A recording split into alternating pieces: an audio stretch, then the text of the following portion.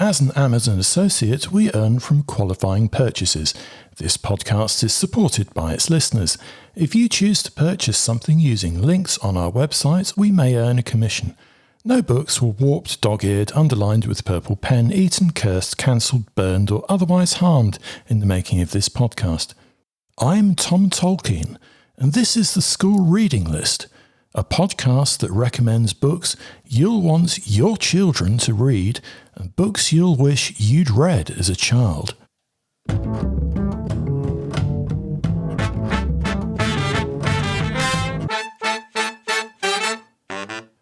And to kick off this episode, let's dive straight into the book post. Let's see what we have here. The Whale Watchers by Dougie, Poynter and illustrated by Amberin Huck. This one's published by Owlet Press and it's out on the 7th of July. This is an interesting one. The first thing I'd say about it is it's a really good looking book, and it's one of those books that smells fantastic. It's printed on FSC recycled paper made from recycled material, and there's a biolamination applied to the front cover. I think it's definitely our best smelling book of the month. I'll just read a little bit from the publisher's blurb. Our biggest allies for combating climate change are at threat, and it's all down to humans. But the Whale Watchers are here to make a change and find out what's really going on beneath the waves. Written by the bass player for McFly, Dougie Poynter, who's also a keen conservationist, this book explains how readers can help protect whales and their environment by reducing single-use plastic and embracing a more sustainable reuse culture. And Dougie Poynter says, "I'm so excited to share my new book with you. Few animals do more for our climate than whales. Read on to learn about what you can do to make a difference." And I have to say, it's quite an engrossing story that will be suitable for years 3 and 4. There are short chapters, lots of dialogue. One thing I particularly like about it is the way that certain words have been highlighted with bigger text. I think this will definitely appeal to less confident readers, as it signposts important parts of the stories or characterization. So that's The Whale Watchers by Dougie Poynter. What do we think of that? Let's rip into this package from Hotkey Books. It's A Darkness at the Door by Intisar Khanani, and this is the sequel to The Theft of Sunlight. I do like these Hotkey books because on the back cover at the bottom it has a section that says, "What's in it?" And this one reads, "Magic, Intrigue, Adventure and Justice." And it's out on the 21st of July in paperback. I have to say there are some fabulous illustrations by Jennifer Zemanek. This really is quite an engrossing read. I'd say it would be appropriate for more advanced Key Stage 3 students and definitely Key Stage 4. I'll just read a little bit from the publisher's press release. "I've been cursed, betrayed and sold into slavery, but the truth I carry can't be allowed to die. Only Ray knows the extent of the corruption at the heart of the kingdom of Mania, from the noble lord who betrayed her to the circle of mages whose wards protect the slavers from discovery. Injured and imprisoned on a slave ship, Ray's options are quickly running out.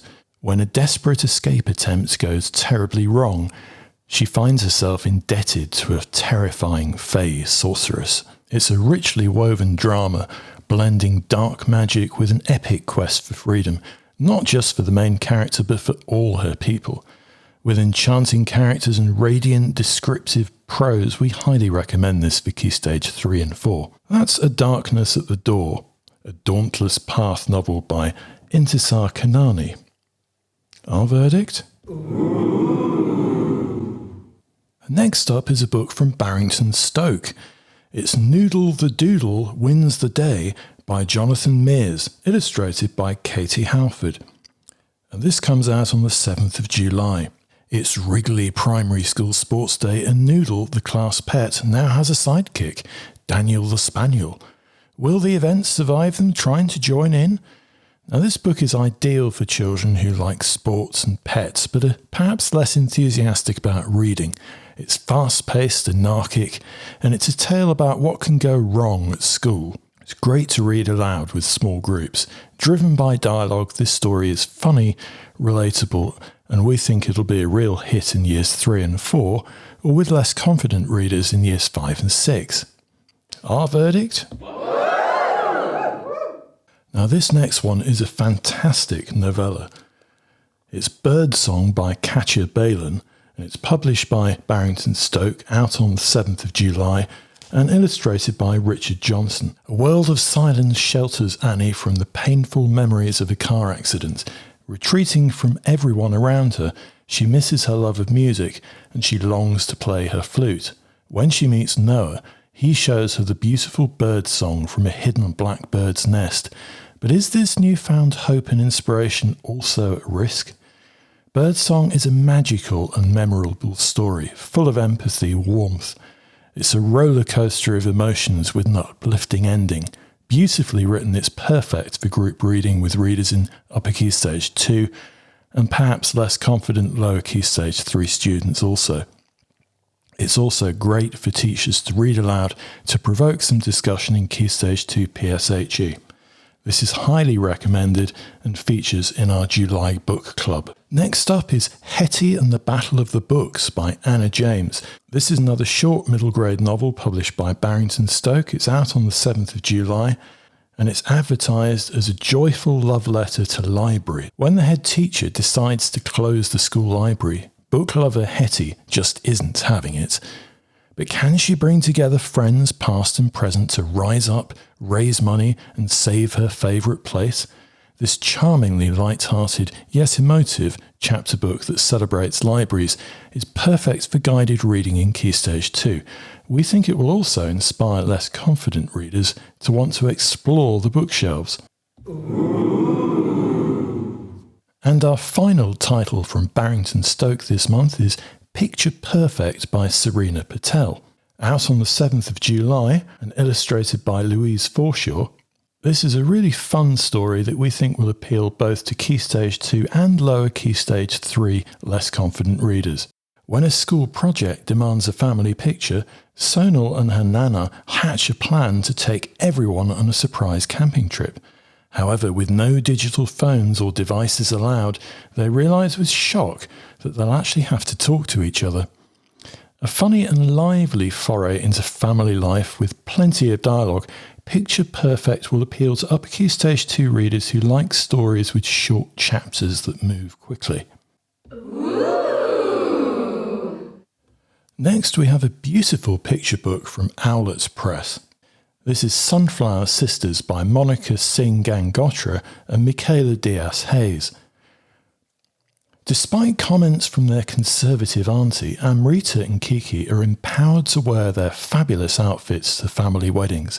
With vivid illustrations and lyrical text, this uplifting story provides an excellent opportunity for teachers to help children discuss how to deal with negative comments and colorism, and how to celebrate heritage, family and inner strength.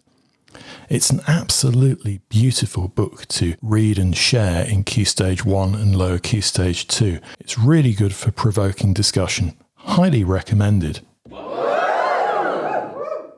And coming out on the 7th of July from Faber Children's is Carnival of the Hunted by Kieran Larwood and illustrated by Sam Usher. When the feared Hunters Club go after sideshow acts, carnival life is suddenly under threat. Will Sheba and Pyewacket be able to survive to solve the mystery? With characterful illustrations by Sam Usher and each page framed by a printed border of heavy Victorian grunge, this book exudes an aroma of shadowy intrigue, both figuratively and literally. Hang on a minute. Did he just say that this book smells? Well, actually, it does. It has a real aroma that kind of mixes in with the theme of Victorian dirt and a sense of intrigue and mystery. Whether or not it's intentional, I have no idea, but I'm sure it will actually appeal to children just because the book has an unusual smell. It's a great option for a class novel or a read aloud if you happen to be doing a Victorian topic, and I'll just read a little bit from the blurb on the back. Something sinister is going on in the stinking slums of London. Sideshow acts are going missing. Men wearing animal masks are hunting them down and killing them for sport. But who are the fiendish Hunters Club, and what is the reason for their cruel game? Next is a really fresh and interesting verse novel from Hot Keyed Books, coming out on the 23rd of June. It's The Silver Chain by Jion Sheibani. 16-year-old Azada seeks solace in her violin playing as she navigates a transition dealing with a new school, friendship difficulties, and trouble at home. Compelling and intimate, The Silver Chain is a peek into random corners of her private world, with joyful humour and bursts of raw candour. The variety of poetry and radiant graphic presentation makes this a wonderful book to become disorientated by. We highly recommend it for Key Stage 4, and if Keys doesn't intrigue your Year 10s and Year 11 students, perhaps no short poetry ever will. The publisher's blurb says, uplifting and unputdownable, an illustrated coming-of-age verse novel about family, mental health, and the healing power of music. It really is a fascinating read. Next we turn to our fiction book of the month, which is Oxygen Mask by Jason Reynolds, with art by Jason Griffin. This comes out from Faber Children's on the 7th of July, and is advertised as a searing graphic novel from the #1 New York Times best-selling and Carnegie-winning author Jason Reynolds, with artwork by street artist Jason Griffin. With an intoxicating blend of stirring graphic imagery by Jason Griffin and perspicuous stream of consciousness narrative commentary by Jason Reynolds, this is a unique and memorable graphic novel for Key Stage 3 upwards. The accessible cut-up style presentation will appeal to teachers looking for creative writing and group inspiration and cross-curricular artwork opportunities, in particular for large-scale displays. Summing up the thoughts, aspirations and fears of a generation lurching from discrimination to COVID and beyond, Oxygen Mask is a benchmark for pandemic-era young adult literature. We think it's a must-have for your Key Stage 3 school libraries. Coming out on the 7th of July, published by Chicken House, and this is a beautifully illustrated flapped paperback. We have one of our top picks for the books coming out in summer 2022, and it's Once Upon a Fever by Angharad Walker. Siblings Peyton and Annie live in a world consumed by strange illness and confined in the hospital where their father works to find a cure for their mother's fever. Venturing outside for the first time, they explore a city world they cannot have imagined. Thought-provoking and timely, Once Upon a Fever thrusts the reader into a highly believable world of mystery, dark forces and moral dilemmas. The exquisitely presented flapped paperback is a joy to read and will appeal to children in Key Stage 3. Perfect for discussing in book clubs, it's an unforgettable novel that will make you question your state of mind. It's possibly like nothing else you'll read this year. Here's a beautiful picture book from Scallywag Press, coming out on the 7th of July. It's Queen of the Classroom by Derrick Barnes and Vanessa Brantley-Newton. It's MJ's first day at school, and she can't wait to bring her confidence, enthusiasm and positivity to the classroom. This is a brilliant story to read to children who are about to start a new school. Queen of the Classroom features vibrant and emotive illustrations and diverse characters with real expression in real situations that pupils will relate to. Full of positive values, friendship and a joy for life, it's a great partner book to King of the Classroom. We particularly love the colourful and visual illustrations of MJ's exuberant singing. This one's on our July book club list. It's Orla and the Wild Hunt by Anna Hoghton, published by Chicken House and coming out on the 7th of July, and this is advertised for children aged 9+. When Orla and her brother travel to their gran in Ireland to grieve the recent death of their mother, they soon become drawn into Gran's world of stories. But it turns out there's much more to her tales when she goes missing, and Orla has to overcome difficult challenges to find her. With an enchanting and clever cover by David Dean, this middle grade novel is pacey and thought-provoking, with crisp dialogue and plenty of impending jeopardies. A richly rewarding read. Now, despite teachers telling children all the time not to judge a book by its cover, I think it's safe to say that a good cover really does help sell a book to children, particularly in primary schools. And this is a fabulous cover. It's a flapped paperback with dark and interesting illustrations that really invite the reader to have a look inside. It's a great book to use for hot seating, discussing characters, coming up with ideas for creative writing, and I think it'll be a really worthwhile asset in the autumn term.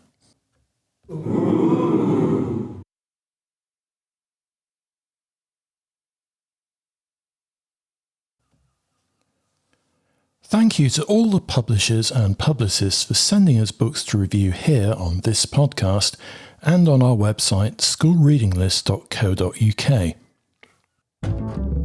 Here's our rundown of great new children's books hitting the shelves this July.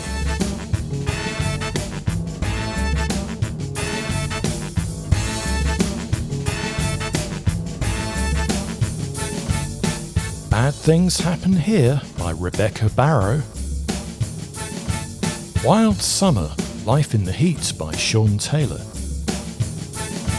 The Friendly Mammoth by Anna Terreros-Martin. Once Upon a Fever by Angharad Walker. Rewilding by David A. Steen. Carnival of the Hunted by Kieran Larwood. Birdsong by Katya Balen. Never Forget You by Jamila Gavin. The Misunderstandings of Charity Brown by Elizabeth Laird. The Roar by Owen McLaughlin. Orla and the Wild Hunt by Anna Hoghton. Queen of the Classroom by Derrick Barnes. Tag, You're Dead by Catherine Foxfield. 21% Monster by PJ Canning. The Mermaid Call by Alex Cotter. Small by Hannah Moffat. The World's Wildest Places by Lily Dew. Small Town Pride by Phil Stamper. The Firecats of London by Anna Farger. The Day No One Woke Up by Polly Ho Yen. Billy and the Pirates by Nadia Shireen. Life-Size Baby Animals by Sophie Henn. British Museum So You Think You've Got It Bad by Chase Strathy. A Gangster Stole My Trunks by Tom Vaughan.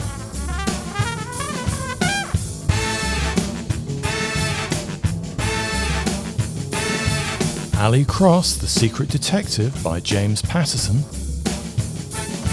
Can You Feel the Noise by Stuart Foster. Artists Inspiring Stories by DK. Happy Times by Michael Foreman. Hetty and the Battle of the Books by Anna James. Lands of Belonging by Donna and Vikesh Amy Batt. Outside Chance by Anthony Kessel. Our non-fiction book of the month is A Seed Grows by Antoinette Portis. Our picture book of the month is Five Bears by Catherine Rayner. And our fiction book of the month is Oxygen Mask by Jason Reynolds. Bookity book, let's get reading. If you're a teacher, librarian or avid bookworm who loves children's or YA books and you'd like to review brand new titles for the school reading list, get in touch by email. We'd love to hear from you. The address is reviews@schoolreadinglist.co.uk. www.doodlewins.co.uk.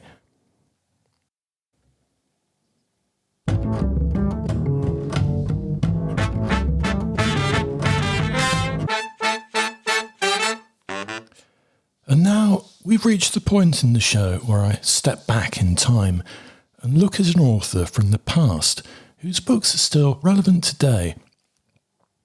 Often these might be books that are already in your school library, on bookshelves at home, or widely available and affordable second-hand. This particular author takes me back to the 1980s when, at the age of 12, I found myself the library prefect or head librarian. I can't exactly remember which, at school. It was a forbidding place with sneering gargoyles, ice-cold cast-iron radiators and endless rules. But it did have a well-stocked library. A nice place if you could get past the vehicle-sized plaster moulding on the ceiling that looked as if it might fall and crush you at any moment. Part of my job involved keeping track of all the books, organising the shelves, and checking up on overdue loans. It also provided a fascinating window into my classmates' reading habits, and in particular, which books people liked to be seen reading, which books were never read, and which books were read to death. This author wrote many of the latter. Let's time travel back into a world of second-hand books.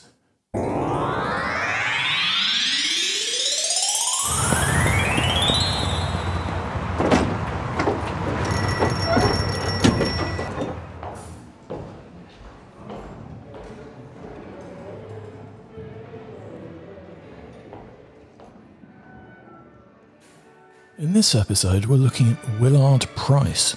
Willard Price was a Canadian-born author, traveller and journalist, and after working on magazines and newspapers as a correspondent, he turned his hand to writing children's novels that focused on adventure, the environment, exotic and far-flung places, all with exciting titles such as Amazon Adventure, South Sea Adventure, Underwater Adventure, featuring people, places and settings and cultures that children were unlikely to have experienced.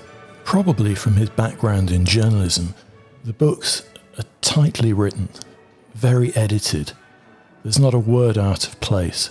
It's almost like reading a heavily subbed tabloid travel article, in that you won't find it stuffed with figurative language, flowery descriptions, pages and pages of indirect characterization. There's nothing of that. Willard Price limits himself to exactly what's required and nothing more, and so the stories move quickly. The adventures are all page-turners. There are twists and turns and cliffhangers at the end of every chapter. The chapters are short, and there's plenty to captivate younger readers in Key Stage 2. I think one way of describing these books is there's very little in them that will lead to boredom. The stories tend to be dialogue-driven, and the two main characters, Hal and Roger, the teenage protagonists that appear in every one of the titles, invariably save the day. Now, why should these books still be relevant today? The first of the series, Amazon Adventure, was published in 1949. So it's a book that grandparents may have read, that parents certainly read, and some children today will have read because they are still in print. But it's unusual for a book published that long ago to still be relevant. It's worth pointing out that Price based the settings in his stories on places he had actually been to, that he travelled to as part of his work as a travel correspondent. So there's a certain accuracy and immediacy that's quite rare in children's novels even today. Price is also very keen to inspire children. Price said that his aim in writing the adventure series for young people was to lead them to read by making reading exciting and full of adventure. And he said, at the same time, I want to inspire an interest in wild animals and their behaviour. Judging from the letters I've received from boys and girls around the world, I believe I have helped open them to the worlds of books and natural history. It's worth noting that there's no spin in these books. They are based on facts, natural history, real situations, and there's still a prescient relevance in terms of the natural history, the ecology, the descriptions of the environment that children today will be highly interested in. It's interesting that the most recent editions, published in 2013 by Red Fox, all feature photographic covers from the National Geographic Library. And that's a very fitting illustration because the books really are almost like National Geographic articles for children that happen to be turned into page-turning adventures. The downside to these books is that some of the language will seem very dated. Some of the phrases the characters use, some of the colloquialisms and slang are not words that children today will be familiar with. But having said that, it is very much of its time and accurate in that way.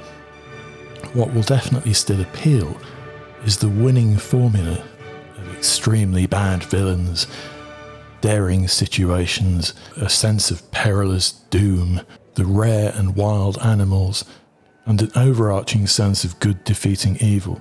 It is really compelling stuff. Anthony Horowitz said, "These are the books that got me reading." And I think that's worth bearing in mind. It's a series that's always going to appeal to a certain type of child. And it's one of those series that becomes addictive. And once a child has read the first one, they're likely to rattle through the entire series over the course of the school year. Now, with any books from a past era, it is worth considering how these books are going to be received if you send them home, or if you talk about them on social media, or if you suggest them to other teachers in the staff room. So, to address the elephant in the room, I'm not talking about a stuffed one, or one that belongs in a zoo. Do these books contain racism? There's no racist language in these books, but they do describe racist attitudes. But it's safe to say that they describe racist attitudes in the same way that you would read if you read a 1950s National Geographic magazine or a Time magazine. There is a degree of historical accuracy in the way other cultures and peoples were described. Now, it certainly isn't the way we'd describe other parts of the world, other cultures, other races today, but it's not an inaccurate portrayal of how they were described at the time. I think it's fair to say that that definitely needs to be taken under consideration, not to the point where it'd be fair to say these books should be banned, certainly. Would the activities in this book pass a risk assessment from 2022? No. I don't think any of the activities here would be something you'd want to suggest for a DofE or a school trip. Certainly not. But it does make for gripping reading. Is there an issue regarding the treatment of animals in this book? Yes, there's an argument for that, in that although the animals and wildlife and settings are described in great naturalistic detail, the central hub of all of these stories is that the two protagonists are finding rare and beautiful animals to send to zoos. Does that pose problems? Possibly, but it does still happen today, and that's worth bearing in mind. Have times changed? Yes. Have attitudes changed? Certainly. Is it inaccurate in terms of describing how things were at that time? Probably not. So there are plus points and minus points, and it certainly needs to be weighed up if you consider using these books in school. So, that's our Blast from the Past recommendation for this episode. Willard Price.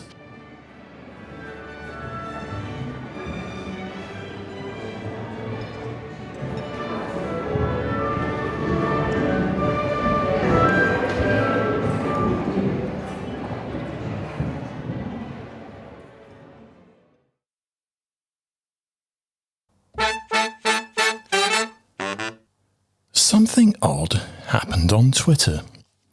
When is a quote not a quote? As some of you may know, each day we put up a quote of the day. It's something vaguely literary and inspiring set to an image.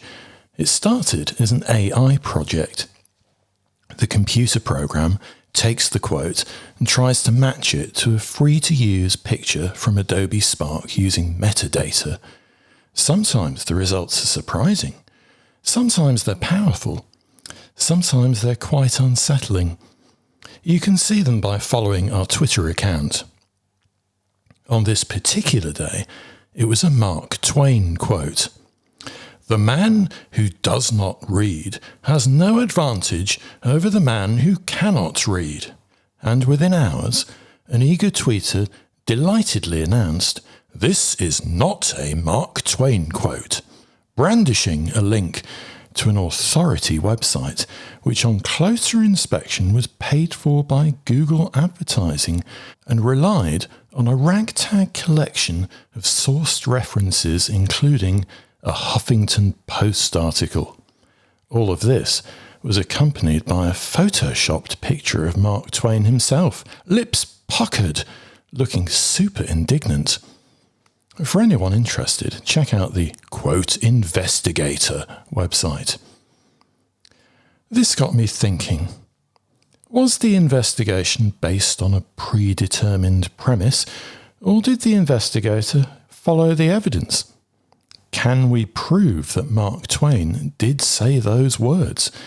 Surely a difficult task in an age where speech was rarely captured and audio and newspaper reporting of actual dialogue tended to be limited to court cases, sermons and political speeches. Of course, if it's in print, it's easier to prove that someone wrote a memorable line, isn't it? Was every line in the Count of Monte Cristo written by Alexandre Dumas? Or, as I like to say to Key Stage 3 classes, Alexander Dumas, given that he allegedly wrote just the plot outlines and employed a team of writers? Alexander Dumas isn't mine, by the way. I stole it from Lorenzo Carcaterra. And of course, we know, because their names are on the publishing copyright and printed on the records, that so many pop band managers in the 1960s wrote or co-wrote their acts' songs, didn't they? Perhaps this should be looked at another way. Can we prove that Mark Twain didn't say those words? It's easy to say something didn't happen because no evidence could be found over 100 years after the fact. This begs the question, can we shed any light on why these words were widely attributed to Mark Twain if he didn't say them? That's not to suggest by default that he did say them. Twitter today is evidence enough that if one person with enough followers says something happened, hundreds of people will pile on in agreement without ever checking the veracity themselves. But interestingly, if Twain didn't say them, who did? More often than not, if a quote is misattributed, there's usually a source or a person to pop up and take the claim for it.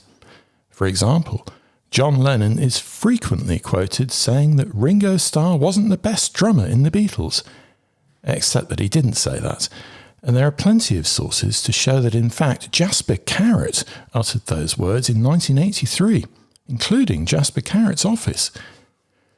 But further delving shows that Geoffrey Perkins wrote the same words for a BBC radio comedy called Radioactive in 1981, and there's a recording of it.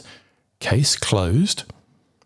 So why has no one else taken credit or been credited with this juicy Mark Twain-sounding soundbite? Is it something that can ever be resolved?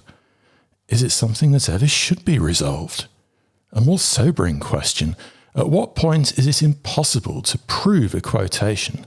And are there some circumstances where we shouldn't even try to? Think of this.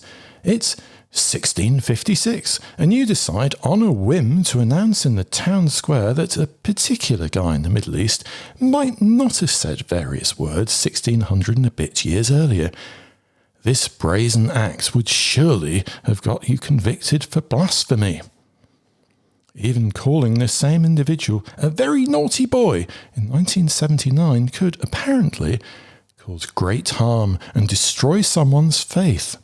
Except, of course, it was Brian, and not the Son of God, who was branded naughty, a small point lost on the Bishop of Southwark at the time. In some parts of the world, today, questioning the provenance of a particular prophecy will result in a death sentence. On Twitter in 2022, failing to provide a quote tweet or convenient proof that someone did say something just over 100 years ago might still get you ridiculed. Both the world and Twitter are strange places. We probably don't know who said those words, but I'd be very interested to know why a snappy and memorable quote was attributed to Mark Twain without any counterclaim if he didn't say it. The takeaway: question everything you read on Twitter, however powerfully it's been presented as fact or falsehood.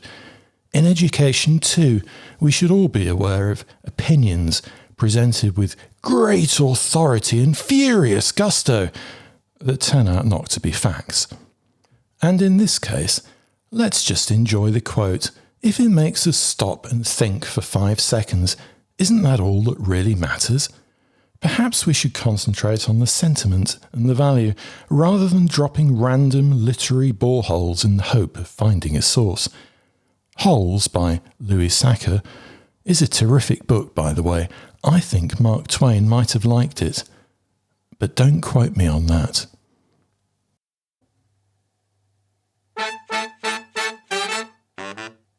Something that surprised me this week: I spotted 4 children's middle grade novels in a row that all used double quotes for dialogue.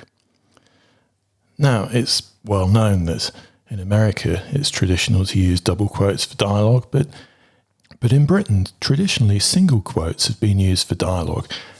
And when I checked through the rest of the book pile for this month, I was quite surprised by the proportion of children's novels now that do use double quotes. So I was wondering, is this a trend? Is it something that's changed recently? Is it to do with marketing? Does it save on typographical costs if the book is aimed at an American market as well as a British market? Or is it something designed to help children because they use double quotes in handwriting in Key Stage 2 and Key Stage 3, and presumably it's simpler when they're reading to see the same double quotes in dialogue in print? I don't know.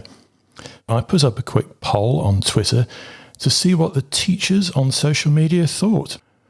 So let's brave the corridor of social media and ask the staff room of Twitter, what do you think?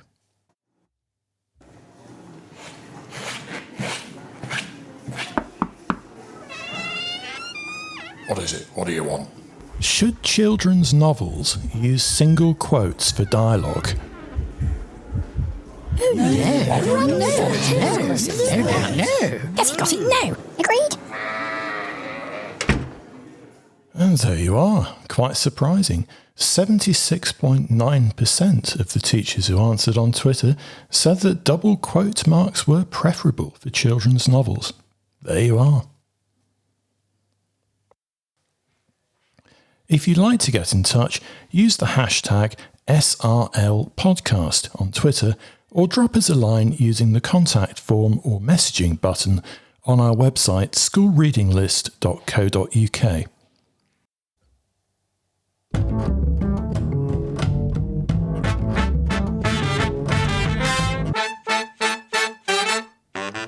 And all the books lived happily ever after.